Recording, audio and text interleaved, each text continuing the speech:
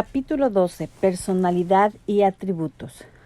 Habiendo reconocido al Espíritu Santo como persona, debemos tener presente que dicha persona es una entidad suprema y divina que establece una relación con sus criaturas.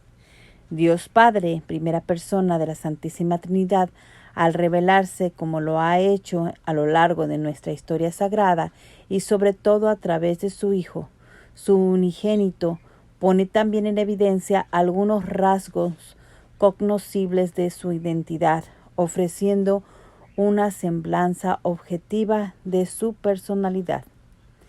Dios busca una relación.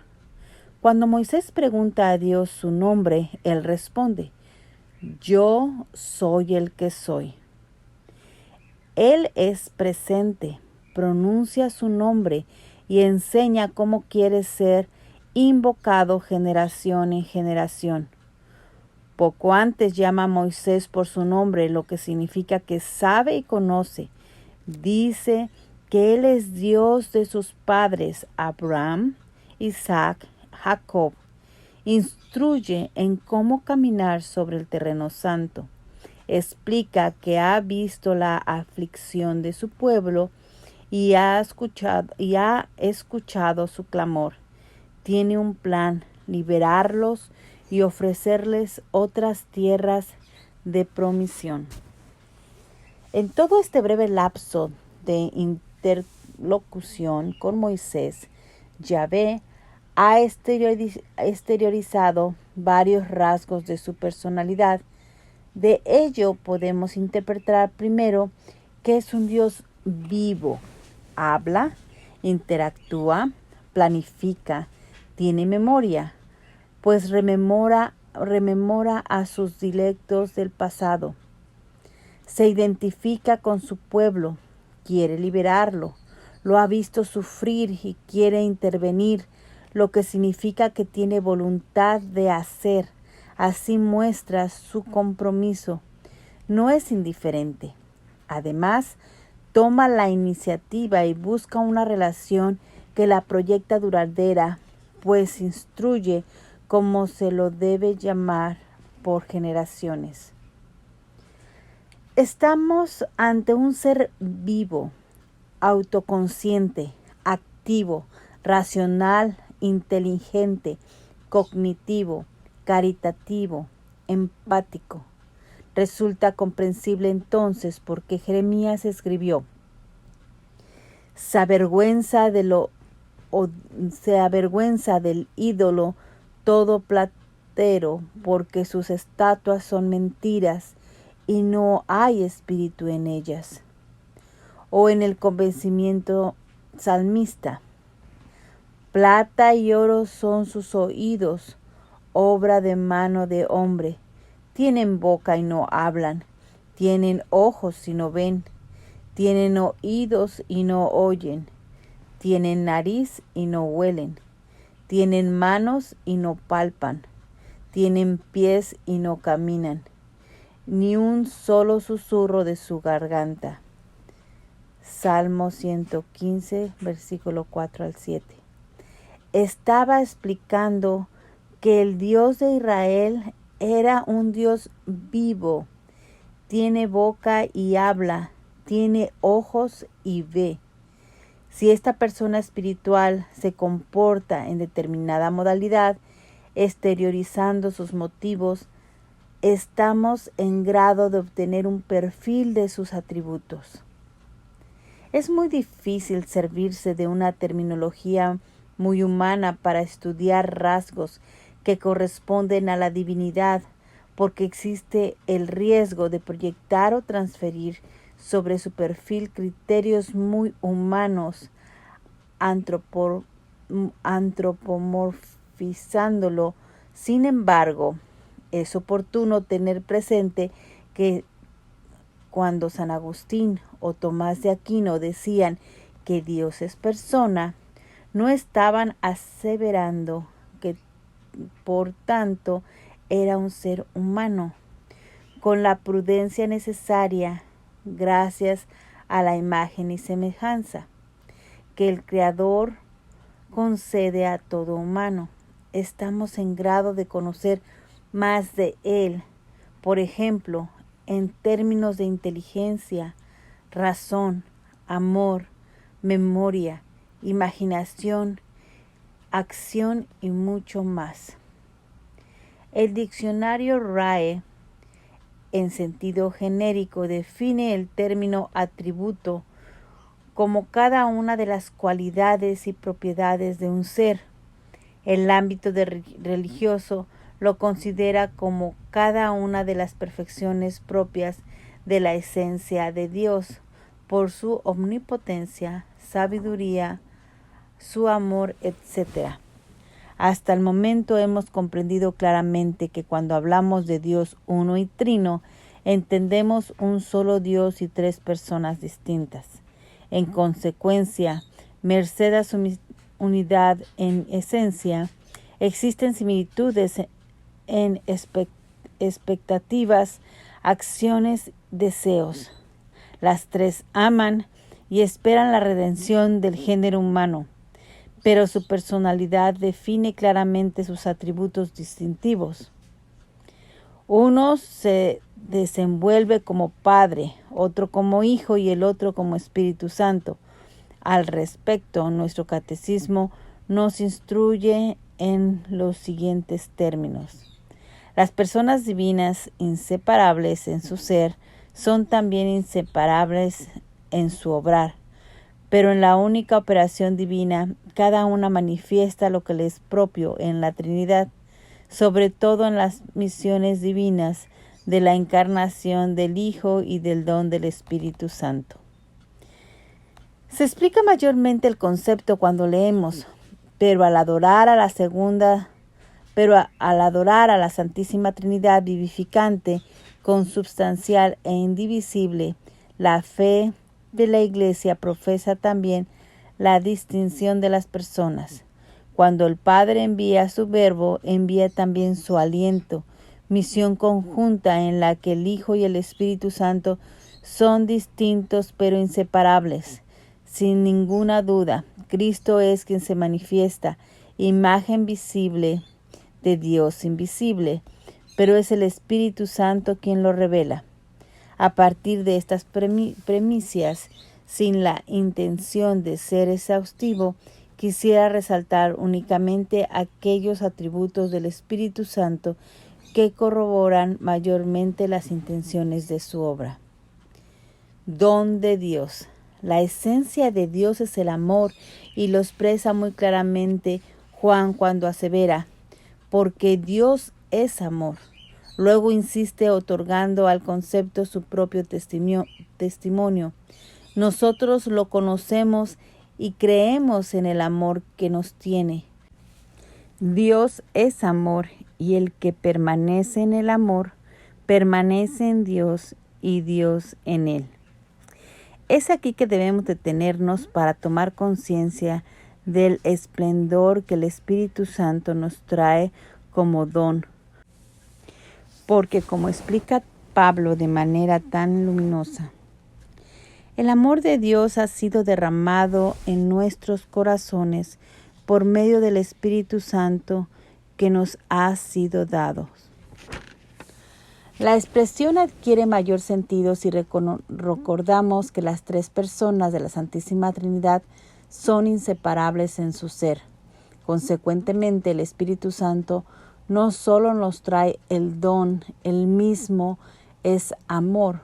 Por eso se opone a la falsedad, a la mentira, al falso yo, a la división. Él en suma a todo lo que es desamor. En otra de las riquísimas catequesis de Juan Pablo II, fortalece esta noción cuando declara que la Iglesia ya desde los comienzos tenía la convicción de que el Espíritu Santo procede del Padre y del Hijo como amor, y que los apóstoles recibían al Espíritu Santo como amor que une al Padre y al Hijo. Es gracias a este amor que el Padre y el Hijo llegan a ser morada en nosotros. Es en este punto que la reflexión se debe hacer profunda para resaltar que el amor que Jesús menciona como su mandamiento nuevo, como insinuamos también en capítulos anteriores, no se puede vivir sin la asistencia, ayuda, orientación, intersección y poder del Espíritu Santo. Por eso dirá Jesús: pero el Espíritu Santo vendrá sobre ustedes y recibirán su fuerza para que sean mis testigos en Jerusalén, en toda Judea, en Samaria y hasta los confines de la tierra. Hechos 1, versículo 8. No puedes ser testigo y difusor de su palabra si no amas ni a Dios ni al prójimo. Durante la noche de despedida, Jesús se dirige a los suyos en estos términos: si me aman, cumplirán mis mandatos. Es una instrucción fundamental que requiere de muchas condiciones para cumplir los mandamientos. Entre otros, es menester aprender a obedecer, y eso requiere una gran fuerza de voluntad, al menos suficiente como para olvidar los propios deseos, apetitos e intereses.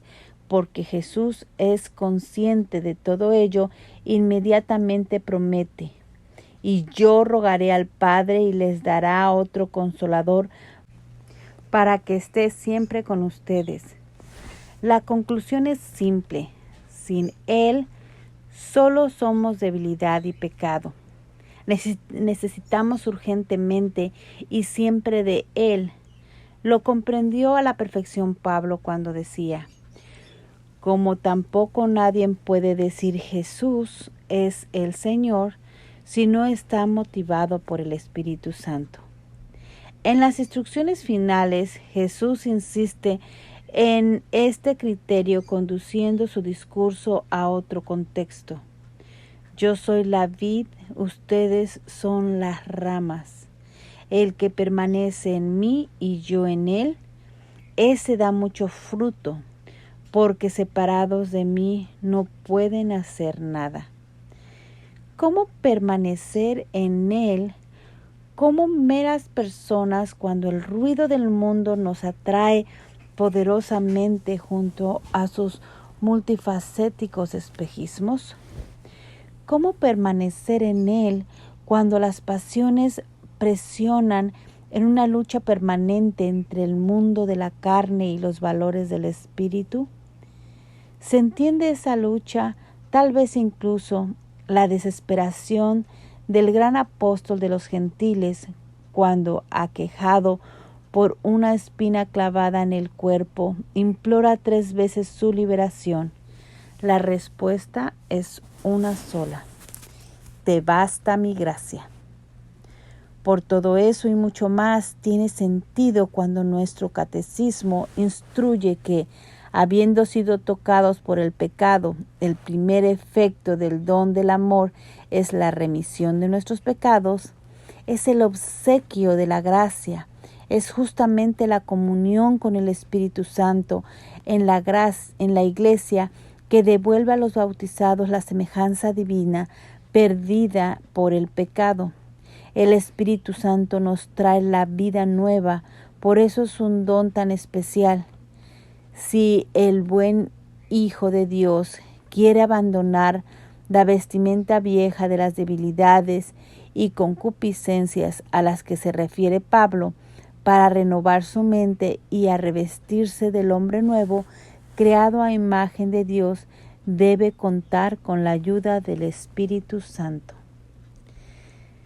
San Basilio el Grande, obispo de Cesarea, nos anima con unos conceptos de gran contenido y trascendencia, resaltando aquello que el Espíritu Santo, gracias a sus atributos, puede hacer en nuestras vidas.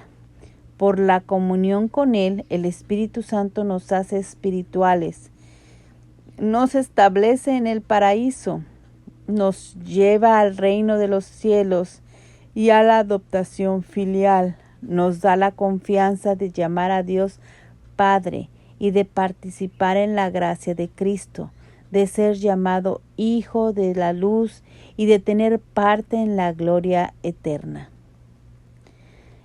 Es para estas tareas que se instala en nuestros corazones como el dulce huésped de las almas y luz encendida en los corazones que le acogen para hacer compañía y descanso. Por eso realiza la purificación de todo lo que le desfigura al hombre, de todo lo que está manchado. Cura las heridas, incluso las más profundas de la existencia humana.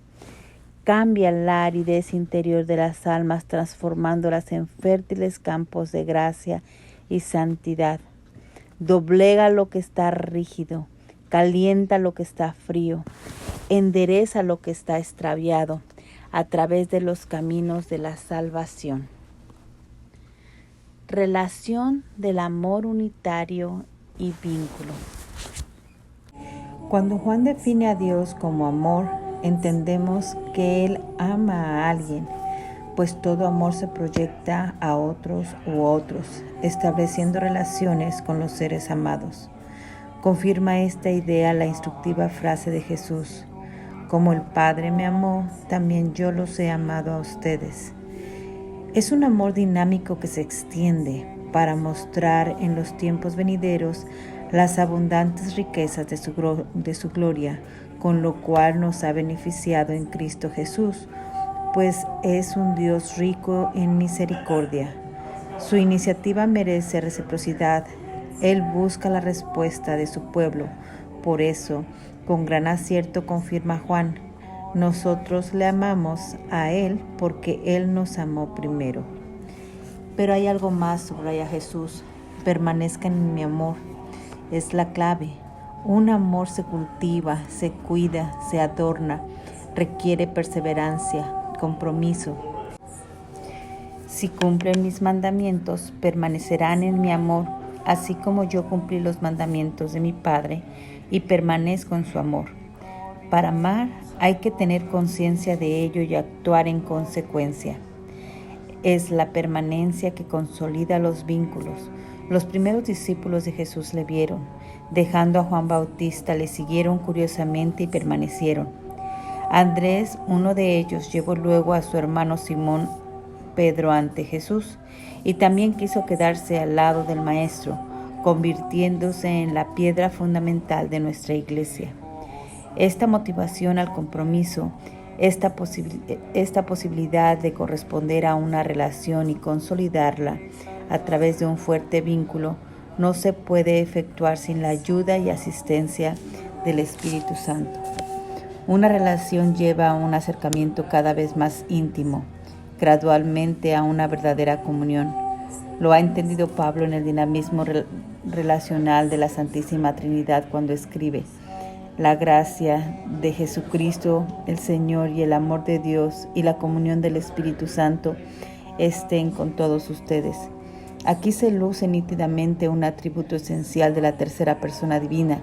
Lo explica con su reconocida sapiencia el Papa Benedicto XVI.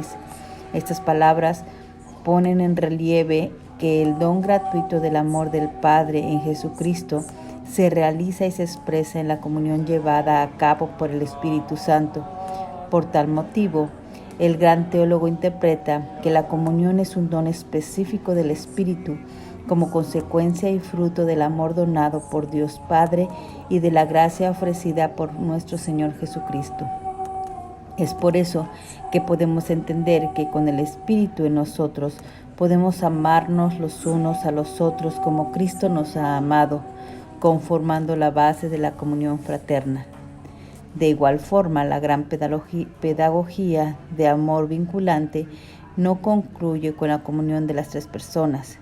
Todo hijo de Dios está llamado a esa comunión, pues en efecto todos nosotros, judíos o griegos, esclavos o libres, fuimos bautizados en el Espíritu, fuimos bautizados en un mismo Espíritu para formar un solo cuerpo, y todos hemos bebido de un solo Espíritu.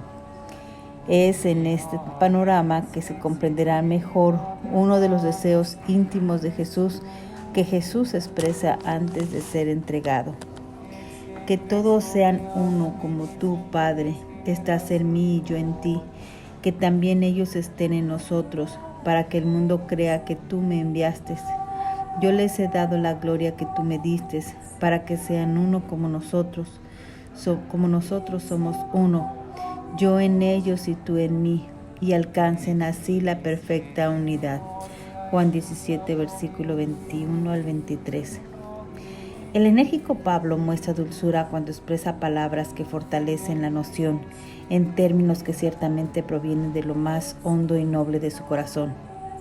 Por consiguiente, si de algo sirve una exhortación en Cristo y en el consuelo que brota del amor, si tienen comunión de espíritu y un amor entrañable y compasivo, hagan plena mi alegría, teniendo unas mismas actitudes, unidos y acordes con un solo amor y un mismo modo de pensar. Jamás actúen por ambición o vanagloria, al contrario, siempre con humildad. Tengan pues la misma actitud de Cristo Jesús, quien siendo de condición divina, no consideró codiciable permanecer igual a Dios, sino que se despojó de sí mismo. Estos conceptos merecen toda atención, pues a pesar de su maravilloso y motivador contenido, no siempre vivimos esa común unión, ni con Dios ni con los hermanos. No nos detenemos a reflexionar con la frecuencia necesaria que, cuando un miembro sufre, todos los miembros sufren con él, y cuando un miembro recibe honores, todos los miembros se alegran con él. Tampoco nos preguntamos cuánto más podemos hacer por gente necesitada que conocemos y que a veces incluso viven bajo nuestro techo. Porque los padres de familia católicos se lamentan que sus hijos jóvenes no acompañan su compromiso cristiano. ¿Fueron correctamente evangelizados? ¿Fueron los padres luz espiritual para ellos, con ejemplos de amor, paz, armonía y sabiduría en el hogar? Cada árbol se conoce por su fruto. Por ello, que he observado en este par de decenios de vida católica bastante activa, me permito afirmar que en general el católico que frecuenta su parroquia lo hace con una buena intención. No obstante, si observamos divisiones en grupos, celos y envidias entre las personas, es porque los principios que animan una vida cristiana más comprometida son meramente conceptuales, ideales de referencia que no se aplican sólidamente a la vida cotidiana. Es por eso que propuse el concepto de transformación interior a través de la vivencia humana, enfatizando que el compromiso cristiano requiere un soplo vigoroso del Espíritu Santo para fortalecer la noble intención humana, que si la veo abierta y vigente. Esto significa que la persona debe trabajar profundamente en sus repertorios personales y espirituales para suscitar cambios verdaderos que lleven al compromiso, pero ello no se puede ejecutar sin la asistencia efectiva del Espíritu Santo. Las personas a menudo se proponen cambios, lo cual es siempre necesario, pero al poco tiempo vuelven sobre las conductas indeseables que tenían la pretensión de superar.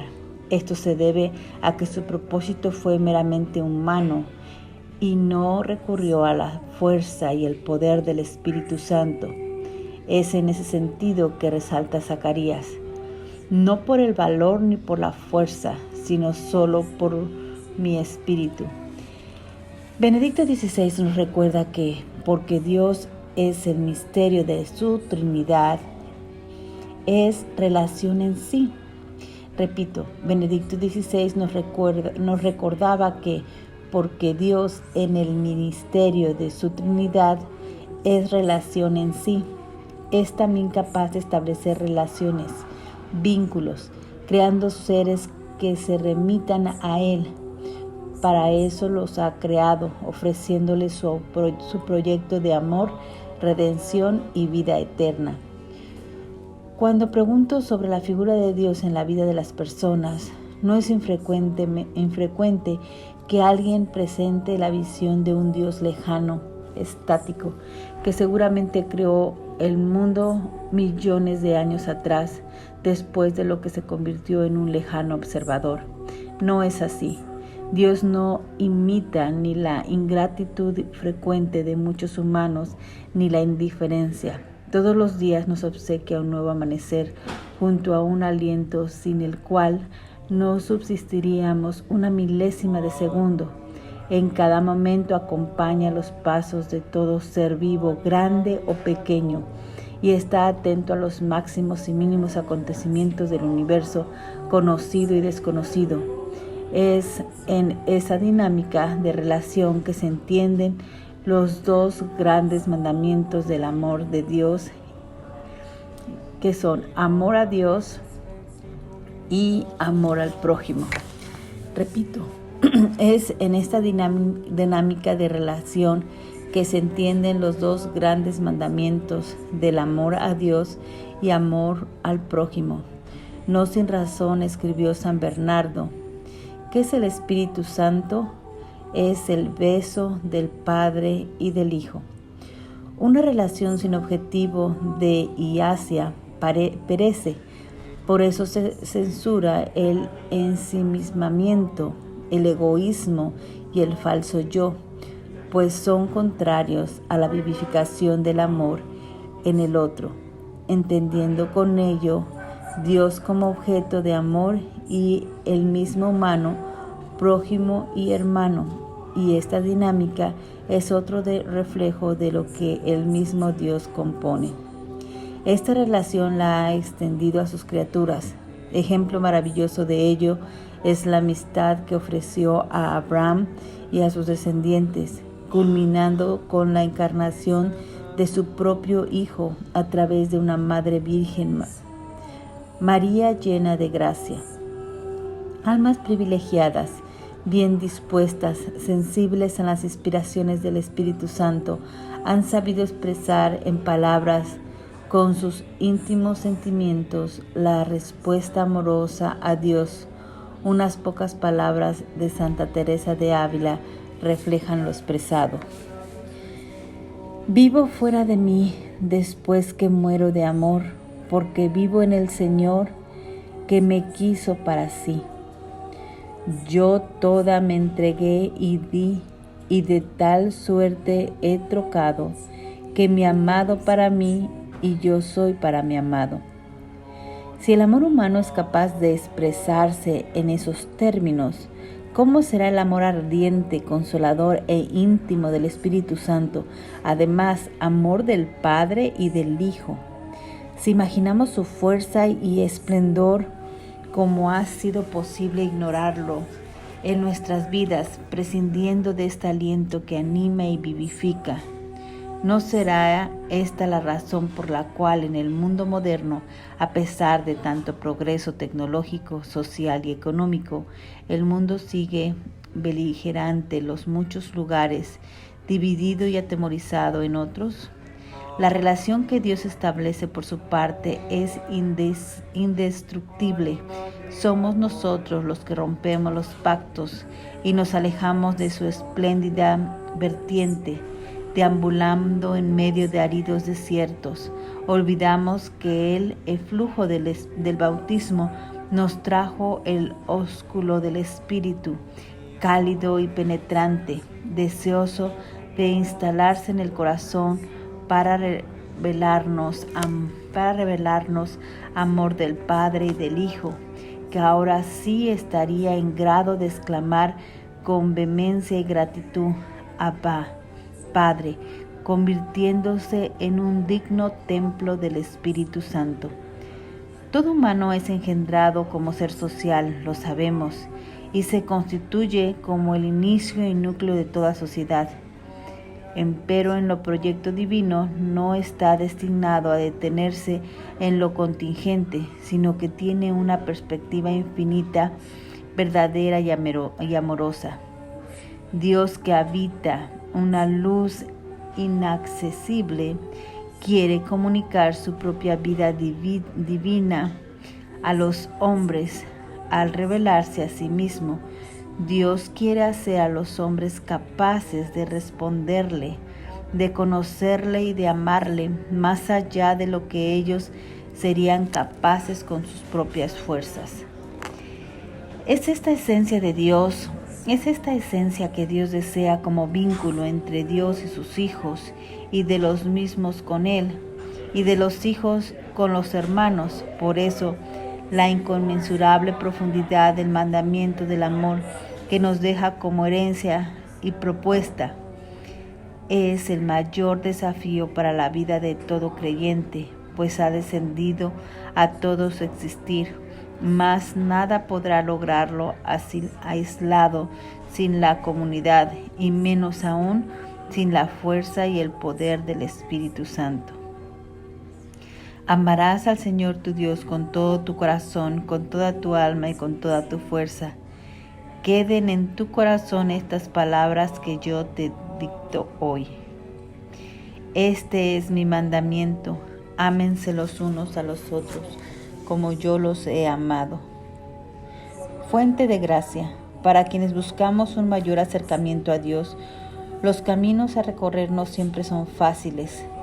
Me ocurrió cuando, iniciando un proceso de conversión que me alejaría del ateísmo a partir de los 44 años, un buen sacerdote que seguía de alguna medida mi experiencia, sabiendo que como ateo no me había casado y mis relaciones con las mujeres eran de unión libre, me dijo: «Doctor, ya tiene que empezar a vivir en castidad». Yo pregunté: ¿Casti qué? A pesar de mi cultura general y del catolicismo de escuela, el concepto que había perdido en los estresijos de la inconsciencia, y si hubiera dicho a mi pareja alemana que quería vivir en castidad, ciertamente me habría considerado loco. Recordando los amigables diálogos con mi buena madre, preocupada de mi conversión, recuerdo con sinceridad lo lejos e imposible que resultaba para mí la creencia de un Dios invisible, vivo y actuante. Yo respetaba su fe como una tradición y memoria recibida por sus padres. Ella, en cambio, solo oraba por mi conversión. Toca a mi hijo, Espíritu Santo. Sabe trabajar, conoce varios idiomas, viaja por el mundo, puede ayudar en tu obra. Yo sonreía divertido ante su sana y dulce ingenuidad. En cierta ocasión yo había llegado de Alemania a visitar mi familia en Bolivia. Era domingo y me ofrecí para acompañarla a la iglesia en la mañana. Así fue. Aunque obviamente yo la dejé delante del templo, en la tarde, alrededor de las 18 horas, vi que se preparaba para salir. Con la intención de llevarla a su destino, le pregunté hacia dónde se dirigía. «Voy a misa», me respondió. «Pero si ya fuiste esta mañana», comenté sorprendido. «Sí, pero en la tarde voy por los que no van, hijito». Hoy estimo que esas personas, con su fe pura y espontánea, son las que sostienen en alguna medida los pilares de nuestra iglesia. Aman, sirven, sufren, pero no dejan de confiar jamás, dejan de mirar en el cielo al Dios escondido que ellas sí saben ver. Y todo esto es la caricia de la gracia que su vida digna e impecable atrae. Sumido en la cultura europea, primero en Italia y luego en Alemania durante muchos años, eran las propuestas ideológicas y sociales de esa época que formaron mi pensamiento y orientaron mi conducta. Como referí con anterioridad, recuerdo a Jean-Paul Sartre principalmente y a tantas figuras que me ayudaron a construir un paraíso temporal en la tierra. Además, las propias familias que conocía se alineaban en el mismo criterio. Ninguna se turbaba si uno establecía una relación marital con una de sus hijas, sin matrimonio, más bien quedaban complacidas. En los años 70 y en los sucesivos, todo joven en general respetaba el amor como valor entre las parejas, pero en el ámbito que yo frecuentaba, la idea de virginidad, castidad, celibato, santidad, no asomaba ni por curiosidad a nuestros repertorios conductuales. Éramos sí personas comprometidas con la sociedad a través de nuestra labor profesional responsable, también sensibles y efectivos de la asistencia a las necesidades de otros menos favorecidos. Pero eran tareas sociales de simple empatía y altruismo, nada inspirado en Dios ni en los valores cristianos. Lo más espiritual, al menos para mí, provenía de la música, la literatura, la poesía, el arte y mis frecuentes viajes. Y pensaba que todo estaba bien, incluso cuando visitaba algún país fuera de Alemania o Italia para asistir a un congreso científico y tenía la oportunidad de encontrar otra pareja para compartir unos días. La gracia, como concepto y estilo de vida, no había bendecido mi existencia aún. Se hizo importante gracias a dos sacerdotes que ya gozan del Padre, Tomás García y Antonio Luso, y otro que aún vive y es una fuente de inspiración constante. Su nombre es Eduardo Asensio y vive en Perú. Cuánto bien pueden hacer sacerdotes convencidos de su noble misión, orientando vidas, compartiendo la luz de las que ellos ya gozaban desde épocas tempranas y que en su momento los dirigió hacia el santo y sabio sacerdocio que ellos vivían.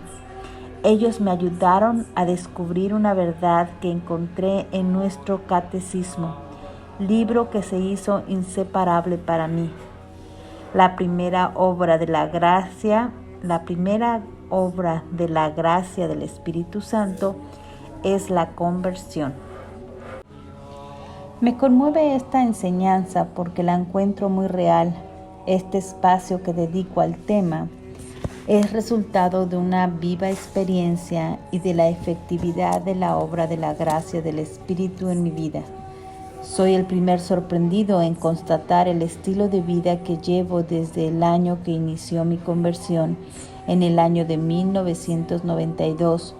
Con fuerzas humanas no estaría años y años tratando de componer una obra dedicada al Espíritu Santo, intentando entender los textos evangélicos originales en griego, ni participaría en la Eucaristía cotidianamente.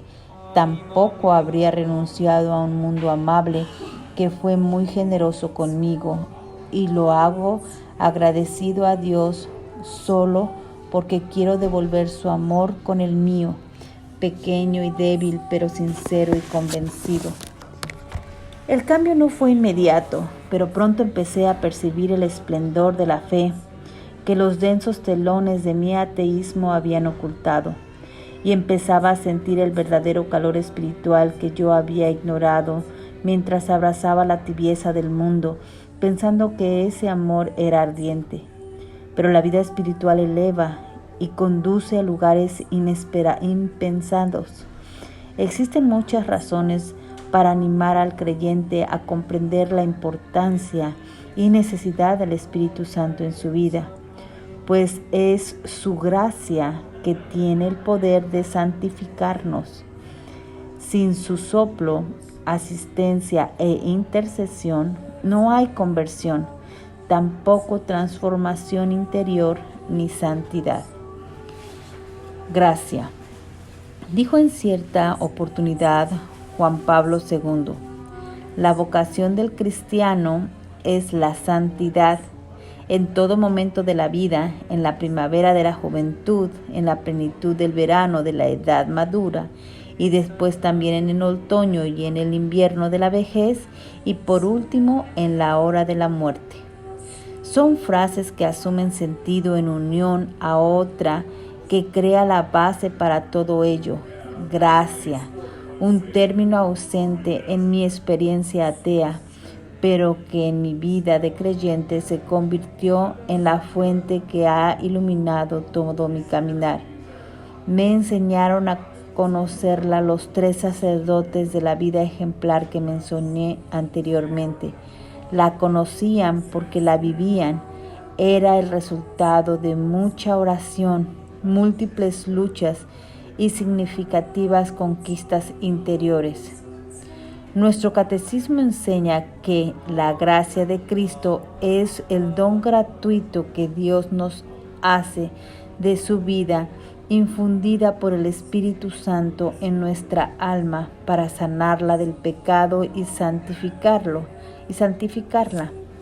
Es la gracia santificante o divinizadora recibida en el bautismo. Es en nosotros la fuente de la obra de santificación. La gracia santificante es un don habitual, una disposición estable y sobrenatural que perfecciona al alma para hacerla capaz de vivir con Dios, de obrar por su amor. Son conceptos que difícilmente pueden aceptar una persona extraña a la vida de fe, pues corresponde al orden sobrenatural. El humano es libre de aceptarla o no, y la única evidencia que podemos tener de su presencia en la vida de las personas son los frutos. Por eso, quedo fascinado ante aquellas personas que han renunciado verdaderamente al mundo por un reino mayor y han hecho en la tierra, a causa de su vida en la gracia, una porción de cielo. Visitando tantos países, escucho continuamente que en la sociedad moderna hay una gran crisis de vocaciones. No obstante, entre las personas que dijeron sí a la gracia en su concepción más elocuente, encuentro en sus conventos o en casas de formación centenares de jóvenes vocaciones, tanto masculinas como femeninas. Lo constato regularmente en varios continentes. Acabo de visitar uno de estos conventos admirables, nada menos que en Europa, con más de 80 jóvenes religiosas. ¿Debemos hablar de crisis vocacional o crisis de gracia? En la cuestión tercera de su Suma Teológica, Santo Tomás explica que la gracia es un auxilio divino que nos mueve a querer y obrar el bien y es un don habitual. Este contexto es muy profundo porque explica las operaciones de Dios para motivar nuestra conducta hacia el bien, pero depende de la voluntad de la persona si coopera o no con esta moción. Es en este sentido que un docto teólogo cita a San Agustín con las siguientes frases: Dios obra para que queramos y cuando ya queremos, coopera para que acabemos la obra. Él siempre invita, pero deja al libre albedrío de la persona la última palabra. La pregunta obligatoria entonces es: ¿cuánto queremos hacer? ¿Por qué en el año 1900 33% de la población mundial era católica y hoy se cuenta con el 17%? ¿Crisis de fe? ¿Falta de corazones motivados para conquistar mayores territorios hasta los confines de la tierra? La gracia es motivadora, es respuesta de nuestras inquietudes y dudas, pues en su esencia está el amor. Es a su vez el medio que permite caminar en la senda de Dios para entender y reconocer su gracia y actuar en consecuencia. La persona que vive en gracia vive en intimidad con Dios, la experiencia la tiene Juan cuando se reclina sobre el pecho de su maestro. La misma le permitió conocer más de las intimidades de Jesús, otorgándole mayores razones para amarlo y servirlo. El pecado mortal aleja, separa, destierra. La gracia trae a la vida de la persona fiel la plenitud de la presencia divina. Por eso puede decir Pablo,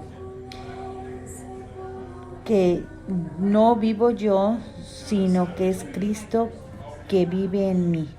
El gran apóstol comprendió que por la gracia Él preparó su corazón como un altar para que el Espíritu de Dios se instalara cómodamente en su corazón. Olvidó su pasado de perseguidor y vivió del amor para el amor. Considero que los católicos debemos reflexionar muchísimo sobre nuestra vida en gracia. Es un don del Espíritu Santo que nos justifica y santifica y, como dijimos, nos permite participar de la vida divina. ¿No será justamente por eso que mientras yo participaba de la Eucaristía y el sacerdote santo motivaba a la oración, a la sanación, sané instantáneamente de una prolongada enfermedad de mi ojo izquierdo? Cuántas homilías oportunas que dan respuesta a nuestras inquietudes y cuántos encuentros inesperados de los que experimentamos la providencia de su mejor expresión. La gracia es la mejor condición para vivir la familiaridad con Dios. Es el sentido más profundo. La gracia contiene un gran obsequio, vida en Dios. ¿No es demasiado para criaturas pequeñas, pecadoras y caprichosas? Solo podemos concluir que quien la ofrece es demasiado generoso porque ama sin medida. Arropados en este sentimiento descansamos en su corazón, lejos de odios y miedos. La gracia revela un rostro muy distinto al que ofrece el mundo. Por eso quienes supieron comprenderlo realizaron grandes hazañas. La hagiografía cristiana nos enseña mucho de ello. Pero el don comporta más: fe, esperanza, caridad, virtudes, dones del Espíritu Santo, frutos, carismas. ¿Dónde encontrar toda esta riqueza en nuestra vida? ¿Qué dones y virtudes nos distinguen? La mayor prueba de la gracia de Dios es la encarnación redentora de su propio Hijo. Es su vida, pasión y muerte que nos justifica y santifica. Ack van de Born y Ausejo enriquecen el concepto con gran acierto. El cristiano es efectivamente heredero de la gracia de la vida. Sobre él reposa el Espíritu de la gloria, el Espíritu de Dios. Es con el pecado mortal que todo este divino obsequio puede perderse, pues Él se manifiesta ante la miseria y el pecado. El sacramento de la penitencia devuelve este gran bien, un recurso que debemos volver a apreciar en su mayor extensión. Este fino don se cultiva con la oración y la asiduidad de los sacramentos, particularmente con la Eucaristía, centro y culmen de la vida cristiana. La Sagrada Eucaristía, en efecto, contiene todo el bien espiritual de la Iglesia, es decir, Cristo mismo, nuestra Pascua. La inhabitación. Para valorar la gracia, queridos amigos lectores y lectoras, pensemos en lo que Jesús tuvo que pagar para ofrecerla. Hoy a cada uno de nosotros, ciudadanos de una época muy ocupada en conquistar la vida terrena que la eterna. Cuando me refiero al Espíritu Santo como fuente de gracia, lo hago para resaltar que es por Él que participamos en Dios y en su naturaleza divina. Es por ello que debemos conocer mejor esta sublime tercera persona, invitándola a consolidar los términos de Pablo cuando vehementemente expresa: ¿acaso no saben que su cuerpo es templo del Espíritu Santo que han recibido de Dios y habita en ustedes? Pocas personas han tomado conciencia de esta extraordinaria aseveración, pues si lo hubieran hecho, nuestra Iglesia mostraría mayor avivamiento y el perfume de sus frutos llegaría a todo horizonte. Pero este puede ser un momento para comprender mejor lo que significa y actuar en consecuencia. Con el Espíritu Santo en tu vida descubrirás la libertad. Acepta este magnífico obsequio. Juan Pablo II explica que el Espíritu Santo está obviamente presente en toda la Iglesia con su inspiración y acción, pero la realización concreta de su presencia y acción tiene lugar en la relación con la persona humana, con el alma del justo en la que Él establece su morada e infunde el don obtenido por Cristo en la redención. Esta permanencia del Espíritu Santo en nosotros se denomina inhabitación y debería ser deseable para todo creyente, pues convertirá la modestia de nuestro recinto en un espléndido palacio y nuestros pecados en virtudes. En opinión del gran teólogo Antonio Rollo Marín, la inhabitación del Espíritu Santo es trinitaria, sucede solo por gracia y caridad, pero tiene un objetivo que quizá ni siquiera sospechamos y aún sabiéndolo tal vez no lo comprendemos en toda su dimensión. Es el gran don de Dios, el primero y el mayor de todos los dones posibles, puesto que nos da la posesión real y verdadera del mismo ser infinito de Dios. ¿Quién puede meditar el concepto sin quedar abrumado? Según este concepto, Dios nos ofrece su presencia íntima con toda la Trinidad para invitarnos a participar de su riqueza espiritual, elevándonos. Teresa de Ávila, Juan de la Cruz, Catalina de Siena, Teresa de Calcuta, Juan Pablo II y muchos otros lo comprendieron, por eso alcanzaron rituales tan significativos en su vida mística. Luego de resucitar, Jesús encontró a sus discípulos mientras tenían las puertas cerradas. Les otorga su paz y luego sopla diciéndoles: reciban el Espíritu Santo.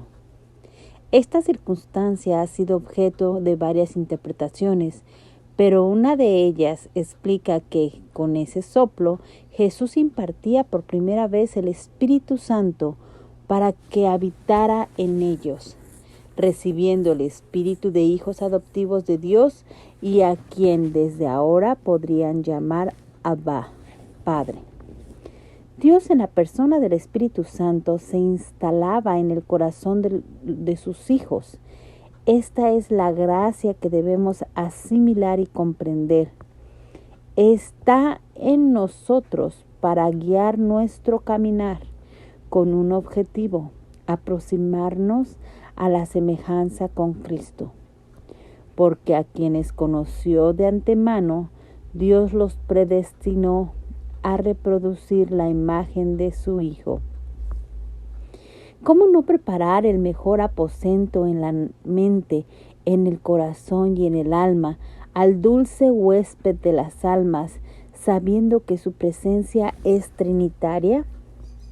El Espíritu Santo nos prepara para una transformación que nos une mayormente a la divinidad. Llega a nuestras vidas hoy, renovando las palabras de Ezequiel. Les daré un corazón nuevo, infundiré en ustedes un espíritu nuevo. Ezequiel 36, versículo 26. ¿Estás listo para ello?